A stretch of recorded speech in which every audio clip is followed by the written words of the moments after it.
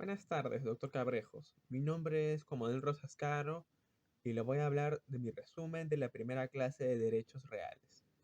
Los aspectos preliminares del derecho real. Primeramente tenemos el derecho positivo, el cual es constituido por las normas del Estado, las cuales están escritas y son de conocimiento público. Los derechos objetivos son aquellas facultades que las normas otorgan a los ciudadanos. Se materializan en el ejercicio de los derechos como los de la propiedad y libre expresión. Los derechos absolutos son aquellos que deben ser acatados por todos los miembros de la sociedad, o sea, son erga omnes. Derechos relativos son los derechos que hacen referencia a obligaciones que tienen personas en concreto. Los derechos patrimoniales son derechos de naturaleza económica y tienen que ver con la propiedad de todo objeto con valor económico. Derechos extrapatrimoniales son derechos referentes a las cosas que no pueden ser valorizadas en dinero por su naturaleza sentimental o moral. En el derecho romano se hablaba de ius ad rem e ius in re, que corresponden a obligaciones y derechos reales, o sea, las relaciones entre personas y objetos, respectivamente. Derecho romano. Desarrolla la propiedad, el derecho de usar, disfrutar, disponer y reivindicar los bienes. La servidumbre predial son limitaciones al derecho de propiedad. El ceder tu propiedad obligatoriamente para el uso del público y desarrollan el usufructo. En el periodo justiniano se da la figura del efetuicis, que es la cesión prolongada de un inmueble a cambio de una pensión. Se crea la hipoteca y se da el establecimiento del derecho a la propiedad como el mayor derecho real. En el periodo romanista medieval está la figura de la ius rea aliena, que es el derecho sobre la cosa ajena. En el derecho intermedio se da la tipicidad de los vínculos feudales y cuasi feudales. En la antigua Roma, solo las personas sui juris eran capaces de tener propiedad. Los alieni juris y los siervos solo podían tener peculios, los cuales eran el peculio profecticio, que era el conjunto de bienes que un pater entregaba a su hijo para que lo administre, y tenía dos categorías fundamentales: la revocabilidad, que constituye en la capacidad del padre de recuperar los bienes cedidos, y la indisponibilidad mortis causa, que significaba que si el alieni juris moría, el pater familias recuperaba todos los bienes. El peculio adventicio eran los bienes que recibía el hijo de su madre, abuela o cónyuge. Existía desde el gobierno de Justiniano, de Constantino. El peculio castrense eran los bienes que se originaban en el servicio militar del alieni juris. Peculio quasi castrense eran los bienes adquiridos con el ejercicio de un cargo en la corte imperial o en la iglesia. Las teorías del patrimonio. Teoría personalista o subjetiva. Considera el patrimonio como emanación de la personalidad, como en la misma personalidad del hombre en sus relaciones con objetos exteriores. Por lo tanto, existía una equiparación entre los conceptos de persona y patrimonio. Teoría objetiva o finalista. Desconecta el patrimonio de la persona. Destaca el fin, el interés al que cada patrimonio sirve. El fin fundamental es el de garantizar las deudas. Y también caben patrimonio sin sujeto, sujeto sin patrimonio y personas con varios patrimonios. Las características del patrimonio son que es absoluto, su reconocimiento es erga omnes y debe ser respetado por toda la sociedad. Es inherente a la cosa nunca deja de ser patrimonio. La adherencia, el derecho de patrimonio sigue a la cosa incluso cuando se transmite a un tercero. Ambulatoriedad, las cargas de las cosas las siguen, como los tributos.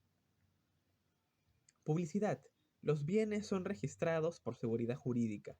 Taxatividad, refiere a la tipicidad de los derechos reales. Solo son derechos reales aquellos que son reconocidos por la ley. Oponibilidad, los derechos reales son oponibles erga omnes, permitiendo a su titular ejercerlos de forma plena e imponiendo a las demás personas, el deber respetar este ejercicio. Importancia del patrimonio. Socialmente, los derechos reales son el sustento de las relaciones jurídicas. pueden crear derechos de acuerdo a las necesidades de las personas. Importancia económica. La seguridad jurídica que proveen los derechos reales potencia el dinamismo de la economía y su importancia política radica en que ordena las transacciones y permite un tráfico económico seguro. La relación jurídico-patrimonial está ilustrada por la dinámica entre el sujeto de derecho y los objetos de naturaleza jurídica que conforman el patrimonio. Dentro de las relaciones obligacionales existen sujetos pasivos y activos, siendo en las deudas el acreedor el activo y el deudor el pasivo. El derecho patrimonial está integrado por los derechos personales, que son referentes a las obligaciones. Hay sujetos activos y pasivos. El objeto del derecho es el de hacer llevar a cabo la obligación en forma de dar, hacer o no hacer. Los derechos reales son referentes a las cosas con valor económico. El sujeto activo es aquel que se beneficia con el bien, y el sujeto pasivo universal es la sociedad, que debe respetar el derecho de propiedad. Y los derechos intelectuales son aquellos referentes a la propiedad intelectual, artística o industrial.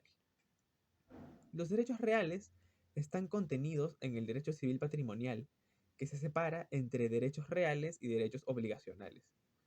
Los derechos reales se clasifican en derecho real de goce, que se materializa en la propiedad que comprende los poderes jurídicos de uso, disfrute, disposición y reivindicación. El derecho real limitado de goce, como el usufructo y la servidumbre, que solo permite el ejercicio de ciertas atribuciones de la propiedad. El derecho real de garantía refiere a la facultad de usar bienes determinados en el pago de una obligación, como la hipoteca y la prenda. Clasificación de los derechos patrimoniales. Primera clasificación. El derecho civil patrimonial se traduce en las relaciones sociales que tienen un trasfondo económico y que crean vínculos entre personas.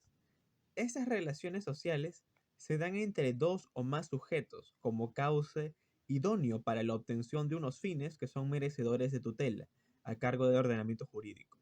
Por tanto, lo que convierte a una relación jurídica en patrimonial es que ésta se vea sobre bienes y servicios susceptibles de valoración económica. Son derechos absolutos y reales, por su naturaleza oponible a los demás miembros de la sociedad y porque se aplican sobre objetos con valor económico.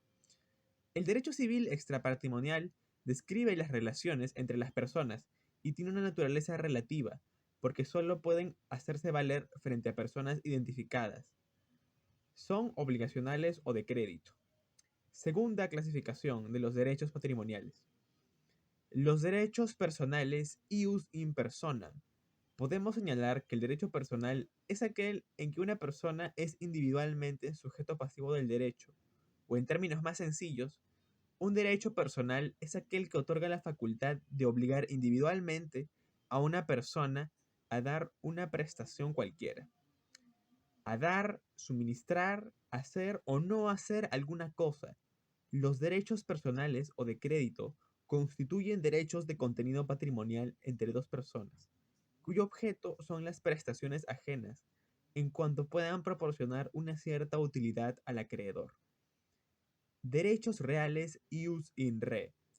El derecho real es el que nos pertenece directamente sobre un bien, en orden a la satisfacción de un interés económico, y es oponible frente a todos. Responde al instinto natural del sujeto de tener el poder de utilizar un bien sin intermediarios y sin ser estorbado por nadie, con el fin de satisfacer intereses económicos. Se ejerce dentro de los límites de la ley, siendo que ésta reconoce a la propiedad como el poder más amplio, puesto que le otorga las facultades de usar, disfrutar, disponer y reivindicar un bien. Los derechos intelectuales no son relativos porque son oponibles frente a la sociedad, como los derechos reales, pero no son absolutos porque su propiedad expira por usucapión, como podemos observar con las obras clásicas de la literatura, que han pasado a ser del dominio público por su antigüedad y universalidad. Muchas gracias, doctor Cabrejos, por escuchar mi resumen. Hasta luego.